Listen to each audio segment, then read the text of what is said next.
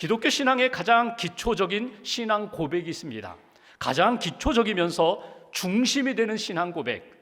다른 것들은 시대에 따라서 변화되기도 하고 변질되기도 하지만 이것은 결코 변질되어서는 안 된다고, 바뀌어서는 안 된다고, 기독교 2000년 역사 가운데 날마다 예배 드릴 때에, 주일 예배 드릴 때마다 우리가 고백하는 것이 사도신경입니다. 사도신경을 보면은 하나님에 대해서 고백을 합니다. 그분은 창조주 하나님이시다, 전능하신 하나님이다. 예수님에 대하여 고백합니다. 성령에 대하여 고백합니다. 교회에 대하여, 그리고 나도 부활할 것을 믿는다고, 영원히 살 것, 영생을 믿는다고, 그것이 사도신경에 담겨있는 신앙 고백입니다. 근데 사도신경을 보시면 가장 많은 부분을 고백하는 것이 예수님입니다. 예수님은 누구이신가? 여러분, 우리가 예배를 드리면서 신앙 고백을 했잖아요. 그는 성령으로 잉태되어 동정녀 마리아에게서 나신 분, 그분은 이 땅에 오셔서 십자가의 고난을 받으시고 죽으신 분, 그분은 3일 만에 다시금 살아나신 분, 그분은 하늘에 오르셔서 하나님 우편에서 앉아 계신 분, 그분은 이 땅에 다시 오실 분, 살아있는 자와 죽은 자, 믿음 있는 자와 믿음이 없는 자를 심판하기 위하여 반드시 다시 오실 분이라고, 그렇게 우리는 신앙을 고백하고 있습니다. 예수님 성령으로 잉태되어 우리와 같은, 나와 같은 사람으로 오셨다, 십자가에 죽으셨다, 부활하셨다, 승천하셨다, 그리고 반드시 다시 오신다. 이것이 사도신경의 신앙 고백입니다. 초대교회 성도들을 보면은 본인들도 그렇게 고백할 뿐만 아니라 복음을 증거할 때에 그들은 케리그마 복음을 증거했어요. 케리그마 복음이라는 것은 예수님의 십자가와 부활과 다시 오심에 대한 증거거든요. 나는 예수님의 부활을 믿습니다. 예수님의 십자가의 복음을 믿습니다. 예수님이 반드시 이 땅에 다시 올 것을 믿습니다. 그것이 그들의 신앙 고백이었거든요. 그런데 한 가지 약해진 것이 있어요. 그건 뭐냐면 승천에 대한 부분입니다.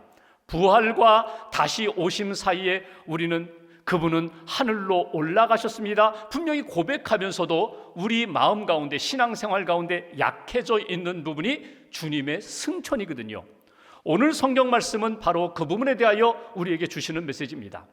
예수님이 부활하셔서 승천하시기 전에 너희는 나의 증인이 되어라, 마지막 명령을 하시고 승천하시는 장면을 통하여 우리에게 이거 붙들어야 돼, 이거 꼭 놓치지 말아야 돼, 말씀하신 믿음은 무엇일까? 그 믿음을 가지고 우리가 이 땅에서 살아가는 신앙생활의 자세는 어떠해야 할까? 그것이 오늘 말씀을 통하여 우리에게 주시는 영적인 메시지입니다. 먼저 본문 9절 말씀을 함께 읽겠습니다. 9절 한 절을 함께 봉독하겠습니다. 이 말씀을 마치시고 그들이 보는데 올려져 가시니 구름이 그를 가리어 보이지 않게 하더라. 아멘. 여기 눈에 띄는 단어가 있다면 올려져라는 단어입니다. 올려져라는 이 단어는 수동태예요. 내가 내 힘으로 올라갔다는 것이 아니라 다른 제3의 힘에 의해서, 손에 의해서 내가 올려졌다는 거예요. 여러분, 자연적인 현상은 중력에 의해서 떨어집니다. 내려옵니다. 이것은 내가 힘 안 써도 저절로 떨어지는 거예요. 물을 부으면 물이 낮은 곳으로 흘러내려가듯이 우리의 몸은, 우리의 삶은 이렇게 떨어지게 되어 있어요. 그런데 오늘 예수님이 올려져라는 그 의미는 하나님이 그를 올려가셨다는 거예요. 수동태, 하나님의 능력 가운데 부활하신 예수님을 끌어올리셨다는 것입니다. 신적 수동태라고 하죠. 이건 전적으로 부활하신 예수님을 하나님이 끌어올려 가셨다. 또 하나 구름이라는 단어가 나와요. 성경에 나오는, 특별히 구약에 나오는 구름은 하나님의 영광, 하나님의 임재, 하나님의 인도하심을 상징하거든요. 그러니까 부활하신 예수님을 하나님이 끌어올려 가시는데 하나님의 영광 가운데, 하나님의 임재하심 가운데 예수님을 하늘로 올리셨다는 것입니다. 여기서 우리가 믿음으로 고백할 내용이 있어요. 붙들어야 할 믿음의 고백이 있어요. 그것은 예수님은 승천하셨습니다 고백이에요. 예수님은 하늘로 올라가셨습니다. 이 믿음의 고백을 우리가 이 아침에 다시 한번 고백하게 된다는 것입니다. 여러분, 예수님의 부활과 승천의 관계는 어떠할까? 예수님이 부활하신 후 승천하시기 전 40일 동안 제자들을 만나셨거든요. 어떤 때는 나타나셨다가 사라지고, 어떤 때는 아침에 나타나셨다가 제자들과 함께 아침 잡수시고 사라지시고, 낙심한 도마 만나주시고 또 사라지시고, 그런 일들이 있었거든요. 만약에 예수님의 승천이 없었다면 예수님의 부활에 대하여 긴가민가 할 거예요. 예수님이 진짜 부활하셨는가?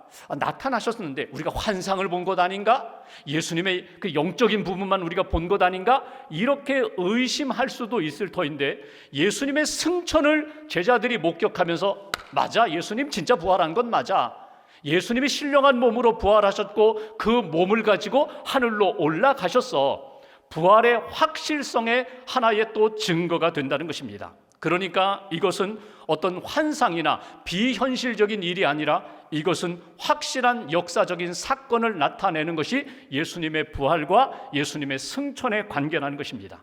그러면 예수님 하늘로 올라가셨는데 그분은 지금 어디 계시나? 그분은 무엇을 하시나? 마가복음 16장 19절에 보면은 이렇게 말씀합니다. 하늘에 올라가신 예수님은 하나님 우편에 앉아 계신다. 우리가 사도신경에 고백하는 것처럼 그분은 하늘로 올라가셔서 하나님 우편 오른쪽에 앉아 계신다는 것은 하나님과 같은 신분으로, 하나님과 같은 능력으로 하늘나라의 하나님 옆에 앉아 계시다는 거예요. 그분은 하늘 보좌 옆에, 하나님 옆에 앉아 계셔서 이 땅에 있는 영혼들, 성령을 보내주셔서 믿음의 삶을 살도록 끊임없이 관심을 갖고 지켜보신다. 영국의 윌리엄 바클레이라는 신학자가 성경을 해석하면서 성경에 나오는 하나님과 하늘 옆에, 하나님 옆에 계신 예수 그리스도의 관계를 이렇게 살펴보면서 한 가지 주목할 사건이 있다고 말씀합니다. 그건 뭐냐면 사도행전에 스데반이 순교할 때에 그가 바라보았던 예수님의 모습이에요. 사도행전 7장 56절, 보라 하늘이 열리고 인자가 예수 그리스도, 부활하신 예수님, 하나님 보좌 우편에 앉아 계신 그 예수님, 인자가 하나님 우편에 서 있는 것을 보노라, 이런 말씀이 있거든요. 그러니까 예수님 어디 계시나? 스데반이 보았던 것처럼 언제나 믿음의 사람들은 예수님 승천하셔서 하나님 보좌 우편에 앉아 계시다는 것을 믿음으로 바라볼 수 있는, 믿음으로 간직할 수 있는 하나님의 사람이 되어야 한다. 그러면 예수님이 하나님 우편에 앉아서 무슨 일을 하고 계실까? 성경에 나오는 많은 말씀 가운데 특별히 히브리서 7장 25절 말씀을 보면 그분은 하늘에서 제사장 역할을 하신다는 거예요. 제사장처럼 우리를 위하여 끊임없이 간구하신다, 중보하신다는 거예요. 믿음의 사람으로 살아야 돼, 성령의 사람으로 살아야 돼, 하나님의 뜻을 이루어야 돼, 끊임없이 중보 기도하시는 예수님의 사역이 승천하신 예수님의 모습이라고 그렇게 우리에게 가르쳐주고 있습니다. 우리가 오늘 말씀을 통하여 딱 붙들 것이 있어요. 예수님이 이 땅에 오셨습니다. 우리를 위하여 십자가를 지셨습니다. 다시금 부활하셨습니다. 그리고 승천하셔서 지금 이 땅에 있는 믿음의 사람들을 위하여 끊임없이 중보자로 기도하고 계심을 우리가 느끼고 믿음으로 고백하고, 그분이 우리를 위하여 우리가 감당하지 못하는 일, 우리가 이해하지 못하는 일, 성령님을 통하여 끊임없이 이해하고 감당할 수 있도록 도와주시는 역할을 하고 계신다. 그 사역, 복음 사역, 구원 사역에 지금도 힘쓰고 계시다는 믿음을 가지고 하나님 앞에서 살아가야 된다. 이것이 오늘 우리가 붙들어야 할 첫 번째 메시지입니다. 두 번째로 10절과 11절 말씀을 보실까요? 제가 10절 보겠습니다. 올라가실 때에 제자들이 자세히 하늘을 쳐다보고 있는데 흰 옷 입은 두 사람이 그들 곁에 서서, 천사들입니다. 천사들이 승천하신 예수님을 바라보고 있는 제자들을 향하여 이렇게 말씀하셨다는 거예요. 11절 함께 봉독합니다. 이르되 갈릴리 사람들아 어찌하여 서서 하늘을 쳐다보느냐? 너희 가운데서 하늘로 올려지신 이 예수는 하늘로 가심을 본 그대로 오시리라 하였느니라. 아멘. 여기 주목할 구절 후반부에 나오는 하늘로 가심을 본 그대로, 예수님은 오시리라, 본 그대로 오시리라. 이것이 두 번째 주시는 메시지예요. 예수님 하늘로 승천하셨는데 하나님 보좌 우편에 계신 그분이 반드시 본 그대로 이 땅에 다시금 오시리라. 두 번째 우리에게 주시는 메시지예요. 예수님은 반드시 다시 오신다는 거예요. 재림의 주로 이 땅에 다시금 오신다는 거예요. 구원과 심판의 역사를 이루기 위하여, 완성하기 위하여, 하나님 나라 완성을 위하여 이 땅에 다시금 오시리라. 이것이 우리가 오늘 붙들어야 할 믿음의 고백입니다. 그런데 오늘 예수님이 이렇게 하늘로 올라가셔서 이 땅에 오실 때의 모습은 어떤 모습일까? 오늘 성경은 이렇게 말씀합니다. 꿈이나 환상이나 영으로 오시는 것이 아니라 너희가 본 그대로 오시리라. 그 말씀이 무엇입니까? 본 그대로 오리라. 너희가 부활의 몸으로 지금 하늘로 올라가시는 그 예수님 보고 있는 모습으로 이 땅에 오시리라. 예수님이 처음 이 땅에 오실 때 어떻게 오셨어요? 성령으로 잉태되어 마리아의 몸을 통하여 이 땅에 오셨어요. 갓난아기로 오셨어요. 베들레헴에 태어나셨어요. 말구 위에 누우셨어요.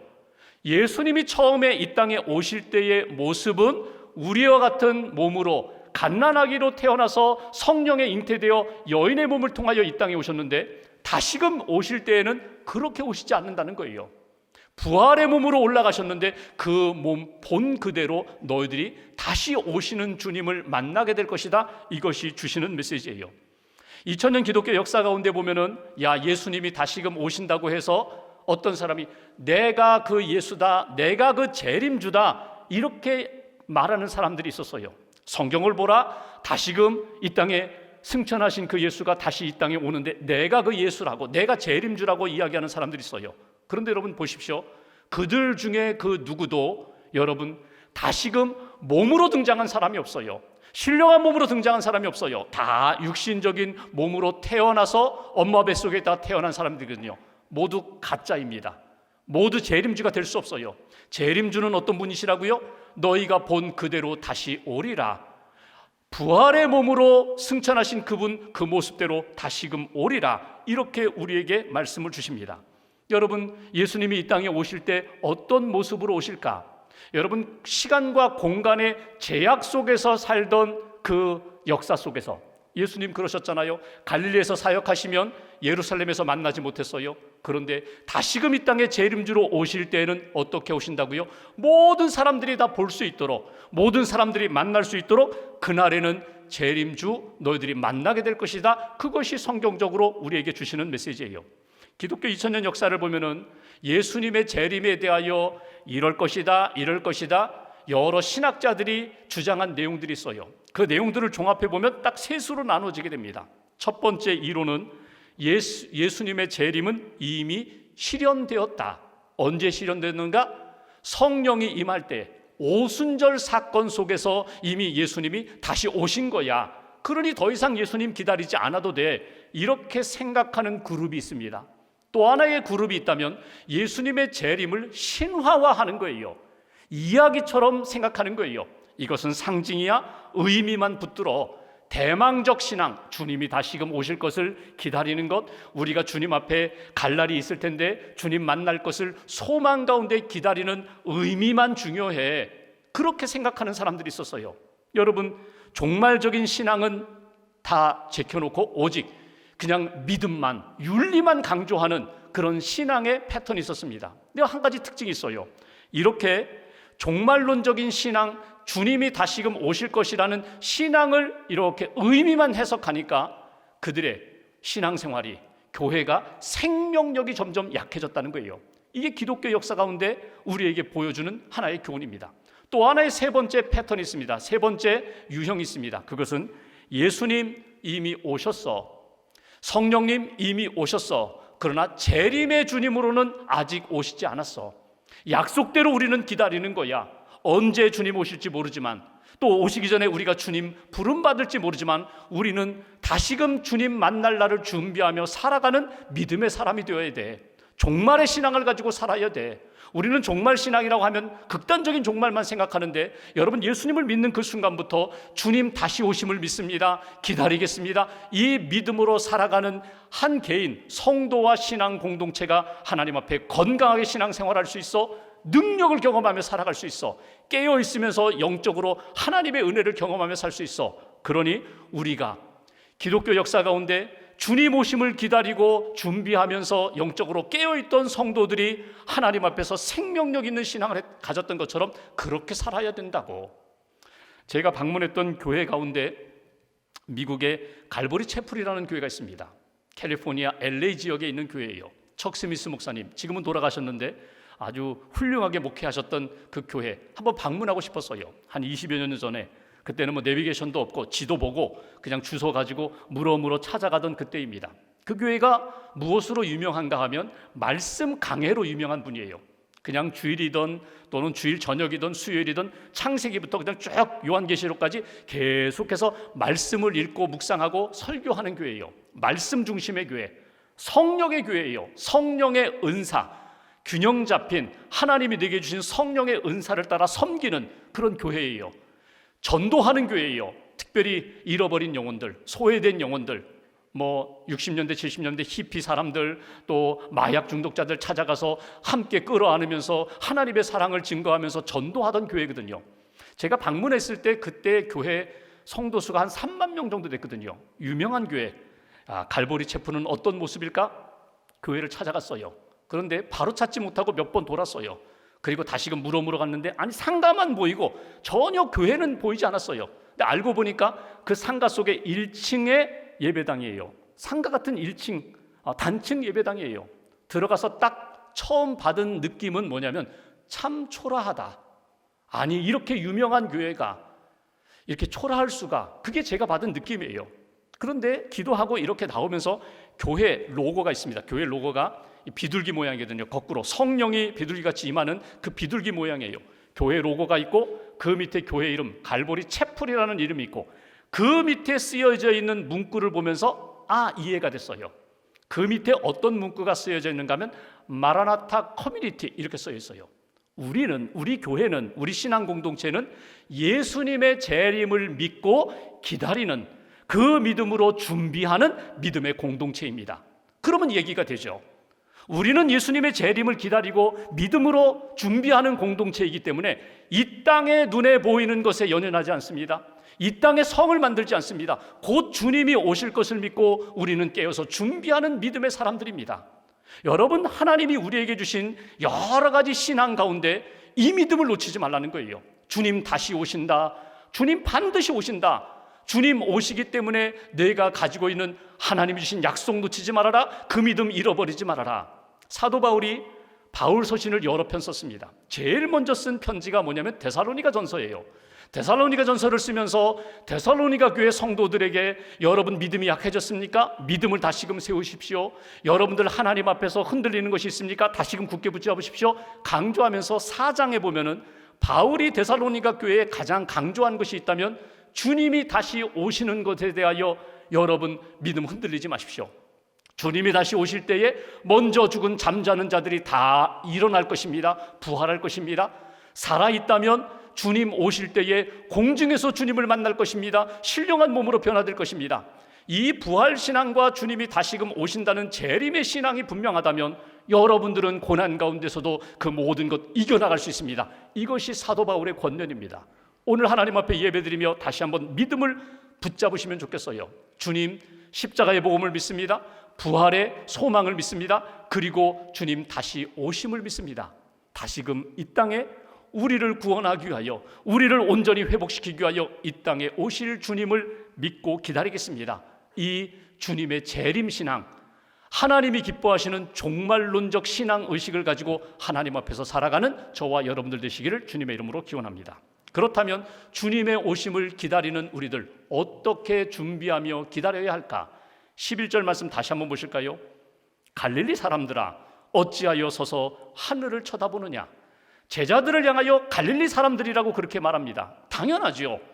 가룟 유다는 남쪽 사람인데 그는 죽었어요. 남은 11명의 제자를 바라보며 갈릴리 사람들아.